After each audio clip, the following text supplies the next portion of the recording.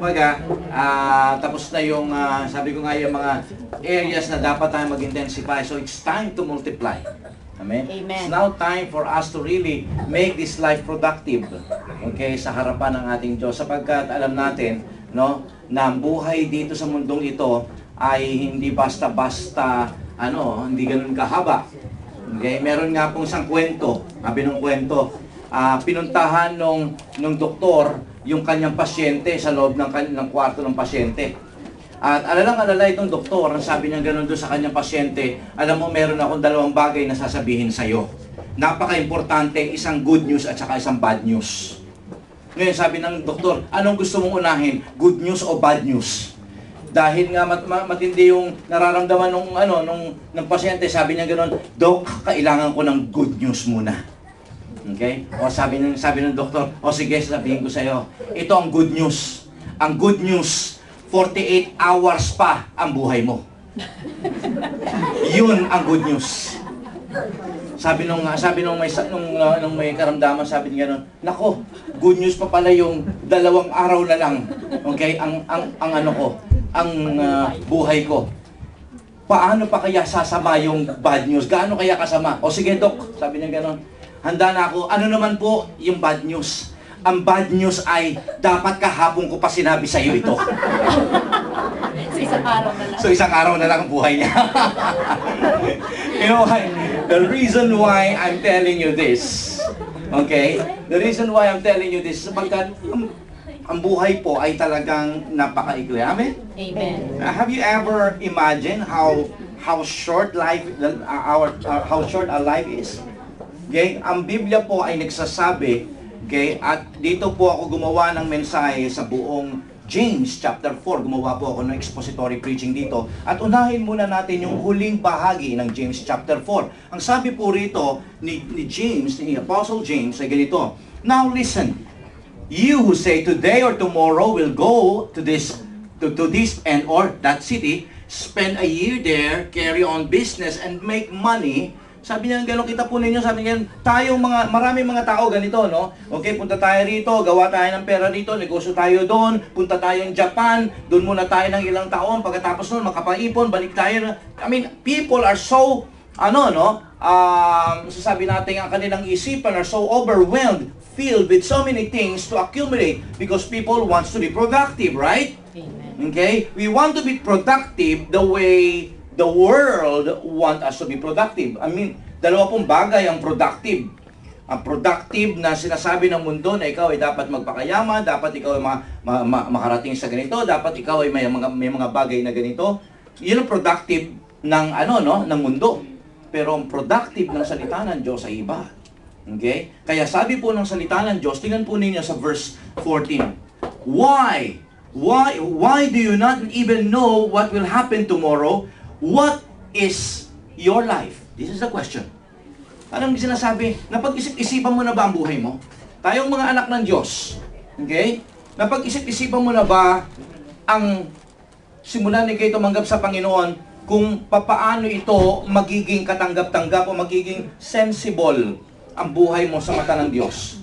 Napag-isip-isip mo na ba na simula nung ikaw ay makakilala sa Panginoon, ito ba ay ginawa mo ng ipinamuhay mo na ba ito ayon sa kanyang kagustuhan? Okay? Kasi sa mga oras na ito, mga kapatid ko, dito iinog ang aking mensahe. Sabi po rito ng salita ng Diyos, sabi ng Apostol Santiago, you are like a mist. Alam po niyo yung mist? Okay, kung meron kayong pabris sa bahay, ganun yung pabris, o kaya naman glade, pagka pinindot mo yon, ang lumalabas doon, mist. Okay? Yung mga maliliit na nakikita. Okay? And katulad po, okay? Katulad po ng mist, dito po ay inilintulad ng salita ng Diyos ang buhay ng isang tao. Sabi niya gano'n, you are like a mist that appears for a while. And then, sabi niya gano'n, vanishes. Kita po ninyo, di ba? Pagka pinindot mo yan, pagka nalaglag yan, wala na. Ganun lang kabilis, ganun lang ka-short ang buhay. Wow! Kung babasahin niyo po ito, naisip ko nga, it is shorter. Life is shorter than I thought. Than I ever thought. Sapagkat sa mata ng Diyos, ang buhay ay sobrang ikli. Ang matindi rito, mga kapatid ko, whether ang buhay mo, mamumuhay ka ng 70 to 80 years old dito, sabi ng salita ng Diyos, maikli pa rin yan. It's like a mist. Okay? Kasi maraming mga tao, Kristiyano man o hindi, ang nabubuhay na para bagang there's no tomorrow.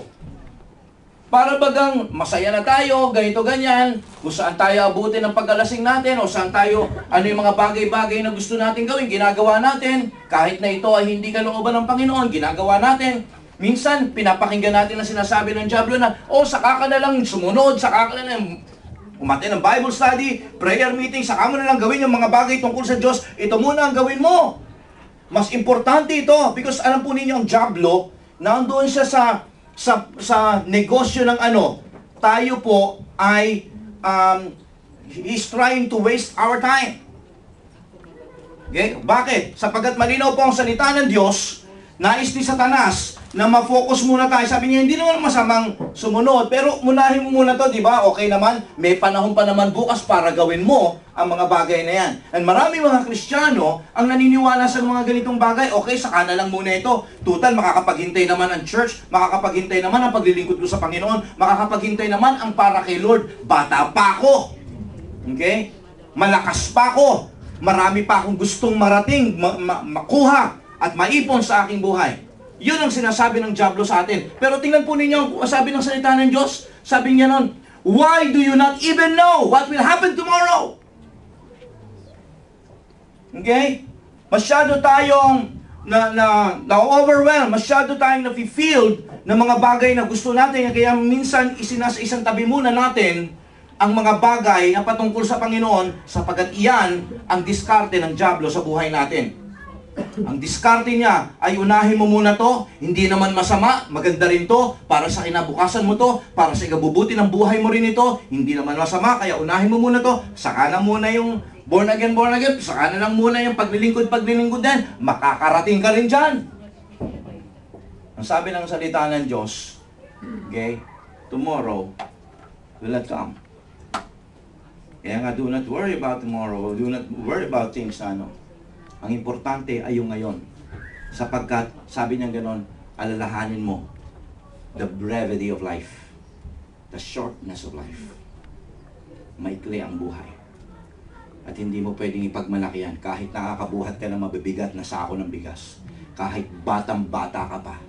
Kahit na ikaw ay teenager pa lamang. Walang pwedeng, I've seen a lot of people na malakas, strong as a bull, pero namatay na. Okay? Sapagkat hindi natin pwedeng pagmalakihan. Kaya importante mga anak ng Diyos. Tinanong mo rin ba ang iyong sarili ng kagaya ng pagkakatanong ni Apostol Pablo sa buhay mo? What is your life? Anong buhay mo? Paano mo ito pinamumuhay? Is your life making sense in the eyes of God? Kung sasabihin sa iyo ng Panginoon, I'm gonna give you 2 years, full 2 years. At yung dito sa mundong ito na mabubuhay ka. At babase ko sa pamumuhay mo ng 2 taon na yon kung ikaw ay pupunta ng langit o hindi. Anong gagawin mo kaya sa 2 taon? Siguro, halos sa, lahat ng mga bagay na pwede mo nang gawin para sa Panginoon, lahat ng kalooban ng Panginoon, lahat, wala yata sigurong pahina sa Biblia ang hindi mo kayang gawin. Okay? Sa 2 taon ay bibigay sa'yo ng Panginoon. Why? Kasi